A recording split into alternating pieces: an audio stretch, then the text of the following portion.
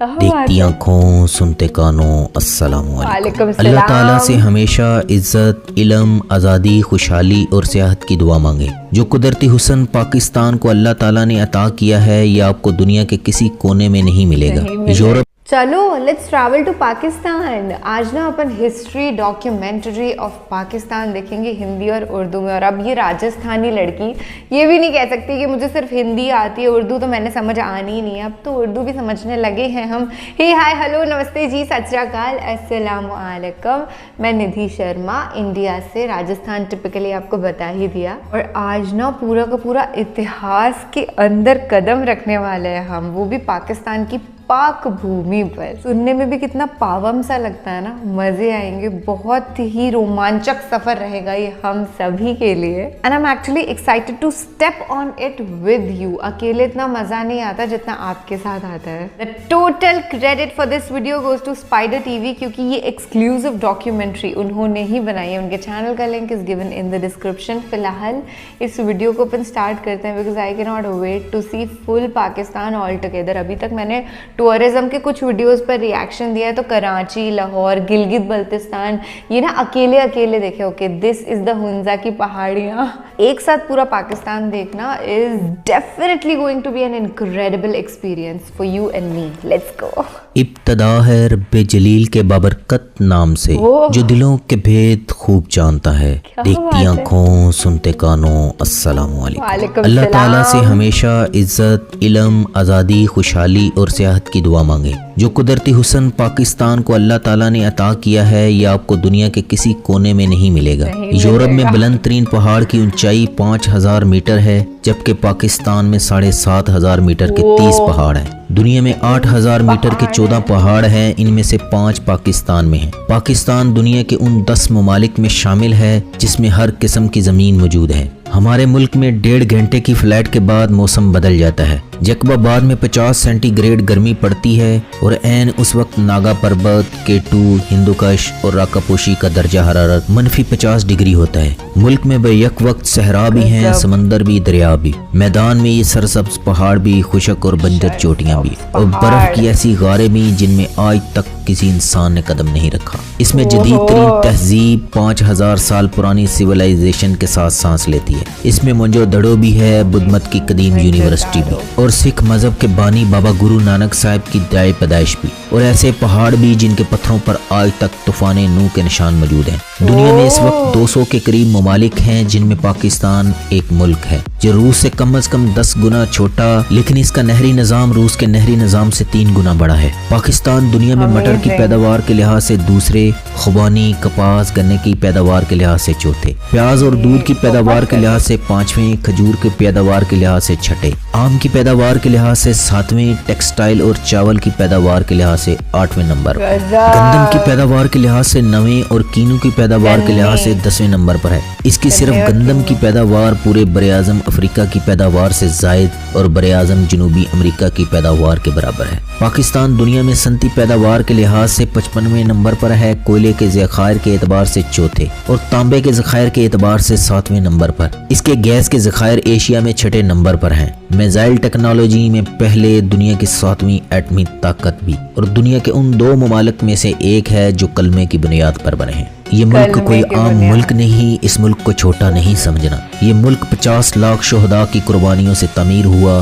آپ کے دشمن آپ کو آپ سے زیادہ جانتے ہیں۔ مایوس کبھی مت ہونا، اس ملک پر سایہ ذوالجلال ہے۔ اس ملک پر کرکٹ کے دروازے بند کر دیے جاتے ہیں اور اللہ اس ملک کو T20 کا چیمپئن بنوا دیتا ہے۔ پوری قوم دیوانوں کی طرح اس وطن کی مٹی پر اپنا تن، من، دھن قربان کرنے کے لیے تیار ہے۔ اپنی اپنی ذمہ داری کو جانیے، کون خوش نصیب ہوتا ہے یہ اپنے اپنے نصیب ہیں۔ ہمارا کیٹو اکیلا ہمارے تمام قرضے اتار سکتا ہے لیکن ہم نے کبھی اس کی طرف توجہ نہیں دی۔ ہم فیری میڈوز سے اربوں روپے کما سکتے ہیں، ہم نے آج تک اس پوٹینشیل کو استعمال نہیں کیا. ہم صحت کو انڈسٹری نہیں بنا سکے. آج ہم وطن عزیز کا وہ رخ پیش کرنے کی کوشش کریں گے جو دوسروں کی نظروں سے اوجھل ہے. جائیے گا نہیں کہیں. ویڈیو کا باقاعدہ آغاز کرنے سے پہلے تمام نئے آنے والوں سے یوٹیوب پر ہمارا اسپائڈر بل چینل سبسکرائب کر لیں. شاہراہ قراقرم چین اور پاکستان کے انجینئروں کا کمال ہے. یہ 1300 کلومیٹر شاہراہ ہے. 806 کلومیٹر پاکستان اور 494 کلومیٹر چین میں،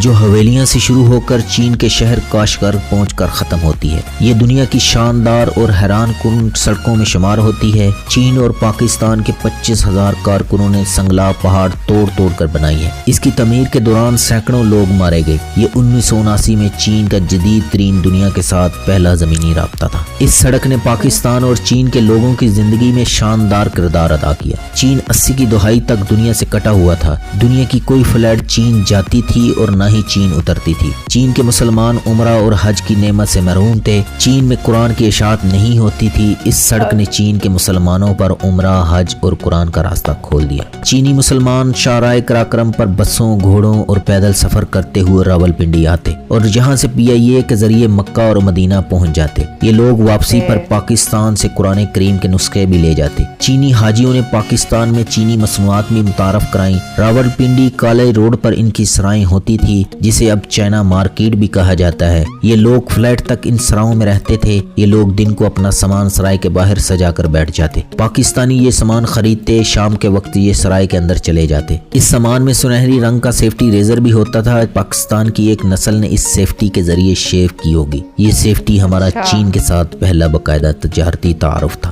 یہ تعارف قراقرم کی مہربانی سے ہوا. ویورز، آپ پاکستان کے شمالی علاقہ جات، سکردو، چترال، کیلاش، نران، کغان، خپلو، ہنزا اور دسائی کا وزٹ کریں. آپ ان علاقوں کے صحر میں گم ہو کر رہ جائیں گے. کچورا کے مقام پر شنگریلا کے نام سے ایک چھوٹی سی جنت حقیقتاً دنیا کی خوبصورت ترین جگہوں میں شمار ہوتی ہے. آپ دنیا میں جہاں بھی جائیں گے غیر ارادی طور پر اس مقام کا تقابل پاکستان کے شمالی علاقوں سے کرتے رہیں گے اور آخر میں ہر بار اس نتیجے پر پہنچیں گے ہمارے علاقے یورپ سے زیادہ خوبصورت ہے. اللہ تعالیٰ نے شمالی علاقہ جات کی صورت میں زمین پر جنت کا عکس اتارا ہے. آپ کو شفاف پانی کے بے شمار چشمے، آبشاریں، جھیلیں ملتی ہیں. سیبوں، خوبانیوں کے درخت. آپ ایک مرتبہ خوبانی کھا لیں پھر کبھی اس کا ذائقہ بھولیں گے. کیلاشی دوشیزائیں پریوں کی طرح رنگ برنگے پہنوں میں ملبوس حیرانی سے سیاحوں کو دیکھتی ہیں اور کئی سیاحوں کو دیکھتے ہی کسی درخت یا دیوار کی اوٹ میں ہو جاتی ہیں. کیلاشی جو سکندر اعظم کے وارث مانے جاتے ہیں، سالانہ چلم جوشی میلے میں رقص اور مذہبی رسومات ادا کرتے نظر آتے ہیں جو مئی کے مہینے میں ہوتا ہے. یہ لوگ ایک میدان میں اپنا ثقافتی لباس پہن کر ڈھول کی تھاپ پر مقصور رقص کرتے ہیں اور ہم میں سے جس شخص نے جاگتی آنکھوں سے گلگت بلتستان کے ضلع دیر میں واقع پاکستان کی دوسری اور دنیا کی نویں بلند ترین چوٹی ناگا پربت کے عین دامن میں فیری میڈوز نہیں دیکھی، وہ بدنصیب انسان ہے. آپ کو بے شمار ملکی اور غیر ملکی سفر ناموں میں اس کا تذکرہ ملے گا. قراقرم کے ایک طرف بلند و بالا پہاڑ ہیں، دوسری طرف گہرائی میں دریائے سندھ. اسلام آباد سے گلگت تک 628 کلومیٹر کا فاصلہ ہے. یہ سفر انتہائی کٹھن ہے. چلاس خشک بنجر اور سنگلا پہاڑوں میں گھرا ہوا ہے. رائے کوٹ برج یہ مقام فیری میڈوز کا بیس کیمپ ہے. یہاں سے اصل سفر شروع ہوتا ہے. عام گاڑیاں یہاں سے اوپر نہیں جا سکتی، چنانچہ لوگ اپنی گاڑیاں یہاں چھوڑ جاتے ہیں اور باقی سفر مقامی جیپوں پر طے ہوتا ہے. رائے کوٹ برج پر مقامی لوگ جیپوں کے ساتھ کھڑے ہوتے ہیں. ان لوگوں نے جیپوں کی آمد و رفت کا باقاعدہ سسٹم بنا رکھا ہے. یہ اپنی اپنی باری پر مسافر اٹھاتے ہیں. انہوں نے ریٹس بھی طے کر رکھے ہیں. شروع میں ریٹس زیادہ لگے گا لیکن جب تاتو گاؤں پہنچیں گے تو یہ لوگ اس کرائے کے حقدار محسوس ہوں گے. آپ پانی کو دو پہاڑوں کے قدموں میں بہتا ہوا دیکھ سکتے ہیں. تاتو اس سفر کا واحد سٹاپ اوور ہے جو سلفر کے گرم چشمے کی وجہ سے تاتو یعنی گرم کہلاتا ہے. تاتو خوف کے سفر میں امن کا بہت بڑا جزیرہ ہے.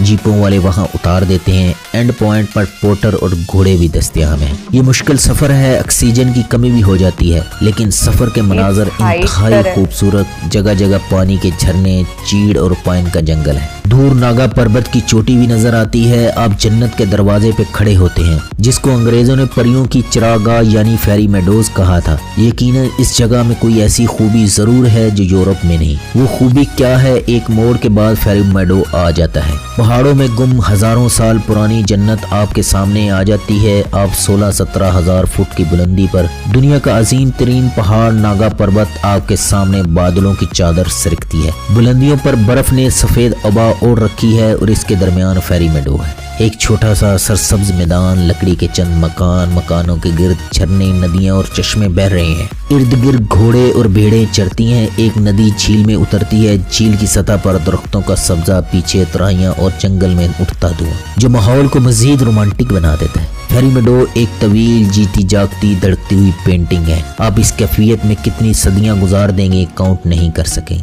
इसको देखने में कोई ऐसा मंतर है, ऐसी बेशुमार खूबियां हैं जिससे अमेरिका और यूरोप महरूम है। फेरी मेडोज में हट की शक्ल के होटल हैं। इन हट से नागा पर्वत पूरी तरह नागा नजर आता है। नागा पर्वत महज एक पहाड़ नहीं, ये एक तिलिस्म है जो हर देखने वाली आंख को अपनी तरफ खींच लेता है। ये तिलिस्म 200 साल से को पहमाओं को अपनी तरफ खींच रहा है, लेकिन जो भी इसकी तरफ जाता है वो वापस नहीं आता। इसी वजह से इसे किलर माउंटेन, कातल पहाड़ कहा जाता है। नागा पर्वत शिमाली इलाका जात की चार अतराफ से अप्रोचेबल है, लेकिन फेरी मेडो इसकी मुश्किल तरीन अप्रोच है। 1895 में बरतानवी को इसे सर करने के लिए निकला, लेकिन टीम समेत इसकी बर्फ में दफन हो गया। इसके बाद को पैमाओं की कतार लग गई, जो गया वो फिर वापस ना आया। आज तक सिर्फ 2 टीमें इसके दामन को हाथ लगाने में कामयाब हुई हैं, एक 1953 और दूसरी 1995 में। बाकी तमाम इसकी बर्फ में हड्डियां बनकर दफन हो गए। फेरी मेडो में सर्दी होती है। दिन के वक्त दर्जा हरारत 4-5 डिग्री होता है और रात को ये मनफी में चला जाता है। आप लकड़ियां जलाकर हाथ तापने पर मजबूर हो जाते हैं। फेरी मेडो से 1 घंटे की मुसाफत पर ब्याल कैंप आता है। ये नागा पर्वत का सेकंड लास्ट कैंप है। इसका रास्ता दुनिया के खूबसूरत तरीन रास्तों में शुमार होता है। ये दरख्तों के दरमियान निस्बतन खुली जगह है जहाँ किसी मेहरबान ने हट्स बना रखे हैं। आप हट्स के दरमियान बेंचों पर बैठ जाएं। ब्याल से 3.5 घंटे की मुसाफत पर नागा पर्वत का बेस कैंप है। ये सीधी और मुश्किल चढ़ाई है। ब्याल के बाद पानी और ऑक्सीजन दोनों खत्म हो जाते हैं। आप नागा पर्वत के बेस कैंप जाना चाहते हैं तो आपके पास पानी का जखीरा होना चाहिए, वरना ब्याल से वापस फेरी मेडो चल पड़ें, लेकिन आप अपना दिल, अपना एहसास ब्याल ही छोड़ेंगे,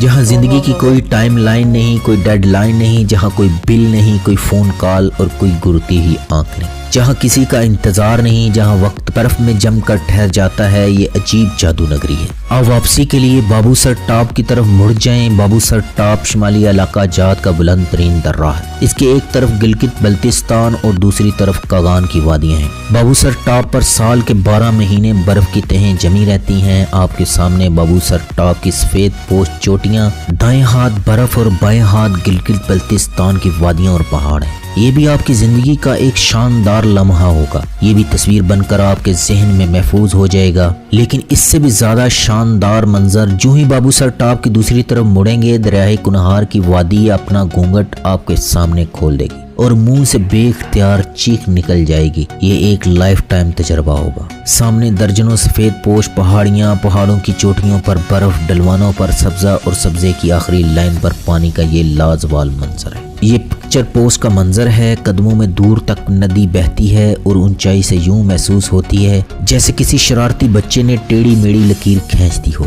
ये मंजर जिंदगी के तमाम देखे चखे छुए मनाजर का बाप है। आप अपने दिल, यादाश्त, आंखों को कैमरा बना लें। आप अपने वजूद में इस मंजर की ठंडक मिठास को महसूस करेंगे। जायका सिर्फ खटास, मिठास और तुरश नहीं होता, ये बिछड़े हुए बेनाम रिश्तों की सुलगती हुई याद भी होता है। आपने बाबूसर टॉप तक पहुंचने से पहले ये सब कुछ सुन रखा होगा, लेकिन आप उसे महसूस उस दिन करेंगे। वो आंखों से लेकर रूह तक एक ऐसा सरशार कर देने वाला लम्हा होगा। बाबूसर टॉप से नरान तक 1 घंटे का सफर है। नरान से बालाकोट तक दोनों तरफ पहाड़ सब्ज भी हैं और खूबसूरत भी। लोगों ने पहाड़ काट कर खेत बना रखे हैं। ये खेत सब्जे की लंबी ऊंची सीढ़ियां हैं। इन पर जब सूरज की रोशनी पड़ती है तो ये रेशम की तरह अपना रंग बदलते हैं और आप एक झलक में सब्जे की 4 तहें देखते हैं और आपको ये मंजर बाबूसर टॉप से बालाकोट तक मुसलसल मिलता है। नेपाल ने माउंट एवरेस्ट की चोटी तक रस्से की सीढ़ियां बिछा दी हैं। आज एक बच्चा भी माउंट एवरेस्ट की बुलंदियां छू सकता है। दुनिया भर से हजारों सियाह और कोह-पैमा हर साल नेपाल जाते हैं। नेपाल को कई मिलियन डॉलर देकर वापस जाते हैं। पाकिस्तान का लोकल सियाह भी गर्म तपते हुए शहरों से निकलना चाहता है,